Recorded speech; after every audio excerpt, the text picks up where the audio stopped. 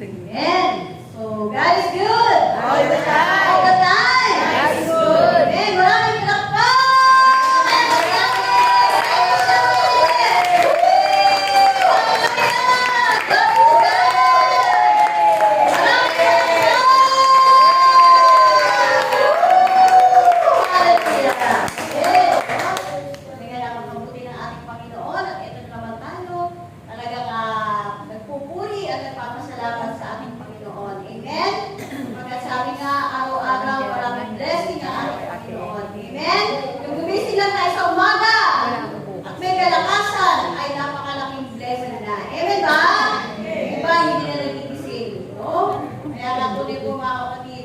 Talagang patuloy tayo magpulit at masalamat sa ating Panginoon sapagkat sa amin nga napakaraming pang pagpapala ang nais ibigay sa atin ang Yahweh. Amen ba?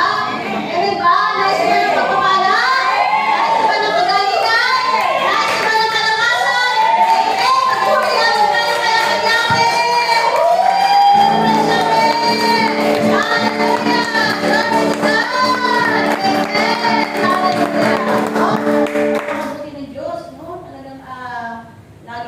Everyday, damang-daman natin na lagi natin kasama si Amang Yahweh. Amen ba? Amen. Araw-araw laging pinakausap si Amang Yahweh.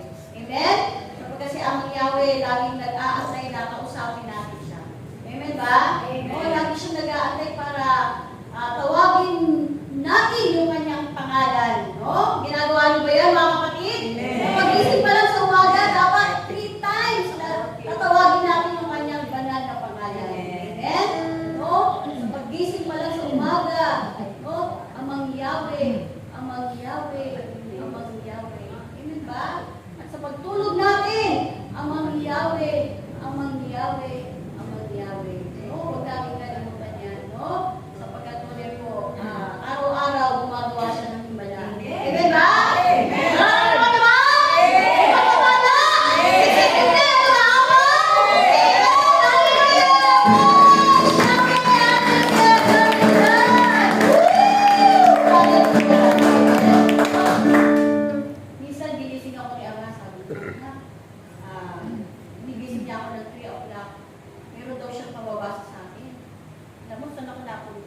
Doon sa mga tungkulin sa templo. No? Di ba, nag-message siya ng nakaraan, yung mga tungkulin sa templo. So, nabasa ko doon yung tungkol sa ang mga awit sa templo, yung mga bantay pintuan sa templo. Di ba, dito sa ating simbahan, may mga marshalettes, di ba? At welcomer. Kasi doon sa templo, merong north, south, west, east. Marami kasi mga pintuan. So, kailangan merong mga bantay pintuan, no? Tapos, merong mga mga kapayapaang parang mga sergeant at arms. Tagapamayapa. Tagapamayapa. Ang mga pangkapayapaan, militar, no?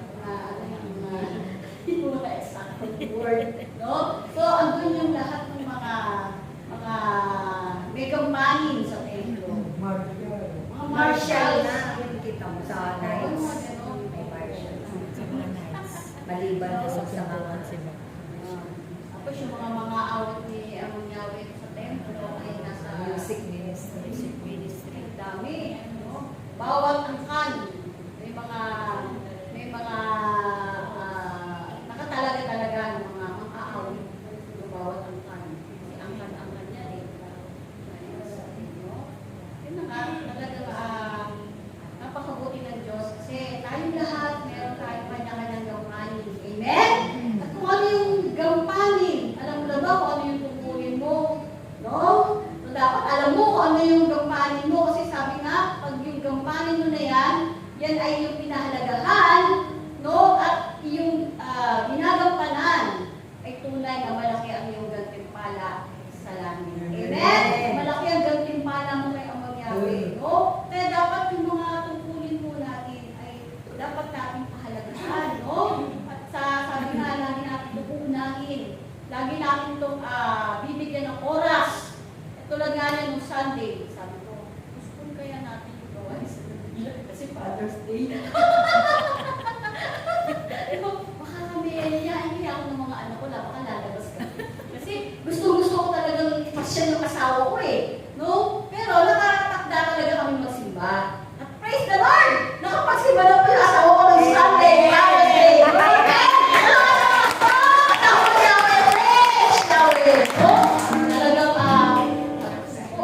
Problema niya, tumutuloy siya.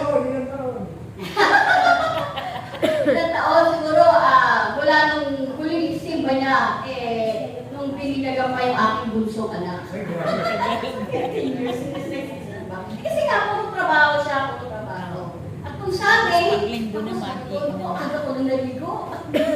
Nasa eskwela, naligo na ako.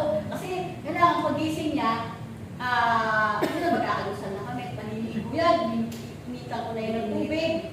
At kailangan talaga, dumumi na siya kasi dumumi rin. Sabi ko, di ka dumumi sa simbahan.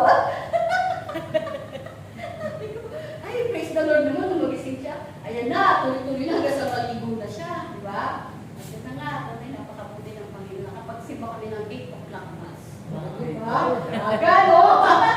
At syempre, after nun, nagutom kami. Gusto nga, pupunta kami ng bayan kasi bibili daw siya ng pagkaroon. Kasi lagi na lang pag pupunta kami, isa na lang yung short niya. Kasi nga, lumit na yung tiyan niya, hindi na kasi yung talon niya, hindi na kasi yung mga short niya. Maliit na yung kanyang baywang. No? Kaya sabi niya, ito na lang suot ko lagi. Kasi pupunta tayo ng Bernardino, ito na lagi ko suot. Ngayon parang ito pa rin yung pagsisimba ko. Sabi niya, gano'n. Nagyaya, sabi ko, paano yan? Nung putong pa tayo ng bayan niya na hali na, alas 11 na. Mainit. Naduwa na lang, nagugutom na ako ano na lang tayo, mag-McDo na lang tayo. Yan. Pinaka-celebration namin, kumain na lang kami sa McDo. Amen? At praise the Lord, nakauwi kami 10:30. Sabi ko, hi. Pero gabi pa lang, sinabi ko lang kay Ate Lina, tuloy natin yung gawain, nahabol ako. Pero kahit na anong oras kami dumating, tuloy natin yung gawain. Dalawa yung gawain, may Fatima. Bababa kami ng Fatima, tsaka Nabigla at Chapel.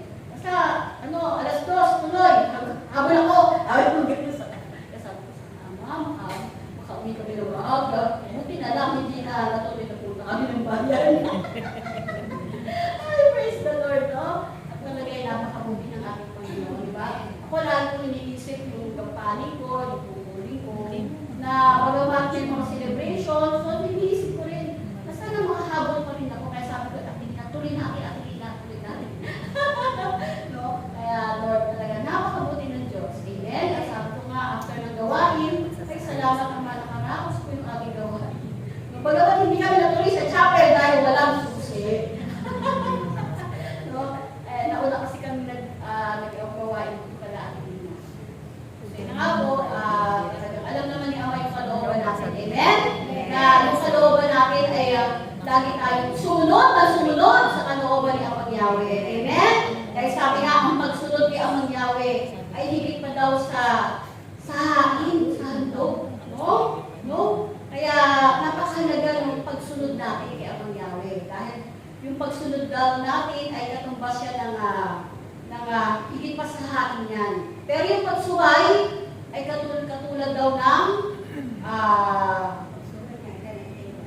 ang pagsuway daw ay kasing sama ng pagkukulang pag sumuway tayo. Amen? Kasing sama niya ng pagkukulang at yung katigasan ng daw ng ulo ay kasing ay katulad ng pagsamba sa Diyos-Diyosan.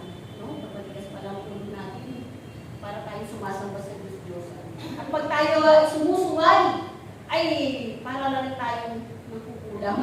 Ganun pala yung katumbas doon, no? Pero pag ikaw ay sumusunod sa kalooban ng Amang Yahweh, ay higit pa yan sa hain. No? Higit pa sa handog yan. Amen? Kaya kailangan lagi tayong sumunod. Susunod ba tayo mga kapatid? Amen! Amen!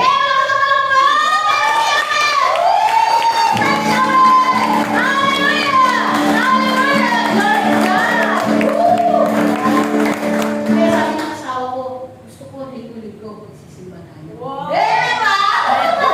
Gusto niya linggo-linggo daw. Kaya lang,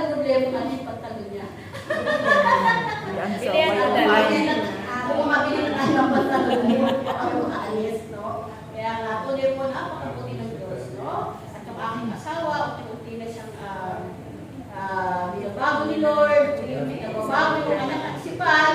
At yun na nga, minsan sabi niya, bakit pa kasi nagdadasal ng Lord? Bakit pa kasi, nagdadasal pa kayo ng rosary? Sabi niya, ganun, dati naman walang rosary, ganun siya. Sabi ko, ganun. Niyaya ako na nasa sa seminar ko, pwede ka na mag-attend ng seminar. Haba kasi ng oras eh. Sabi ko nga, noon nga, 3 araw ng seminar, ngayon 6 na oras na lang, 12 to 6, kaya mo pa yan? Ako sabi ko na, haba kasi. Kasi may mga sa gawain, katulad niya, nag-rosary. Bakit pa kasi kayo nag-rosary? Dapat dala niya. Marami pa siyang hindi naiintindihan. Hindi ko kaya ipaliwanag. Buti na lang pinapaliwanag ni brother isa-isa. Talaga, napakahirap pang paintindihin sa kanya yun, no? Pero pag si brother, tahimik daw siya. Tahimik lang siya makinig. Kaya tuloy po mga kapatid, no? Talagang unti-unti lang. So, sabi niya ni brother, sabi nga ni Amang Yahweh, magpahayagan natin siya. Bahala na si Amang Yahweh na ipuin siya. Magpaunawa sa kanya yung mga salitang naririnig niya. Basta tayo, magsasalita lang tayo na magsasalita. Amen ba? Kaya tayo sa mga panayam natin, o di ba? Sa mga panayam natin, bahala, tatayo lang tayo yan. Bahala na si Ama ipaunawa sa mga candidate natin sa science sa seminar sa linggo. May candidate na ba kayo mga kapatid? May seminar na po tayo sa linggo. Hindi pa ako nag-aaral sa GC. Wala. Naka-yellow daw po tayo kasi ngayon sabi ni brother, ngayong June, naka-yellow. By July seminar natin, siyempre anniversary natin, naka-blue naman. So naka-yellow tayo. Change costume na naman. Ano naman kaya sa sabi namin ni Ate? Ayan. Ako may yellow naman ako kapatid, dati. no?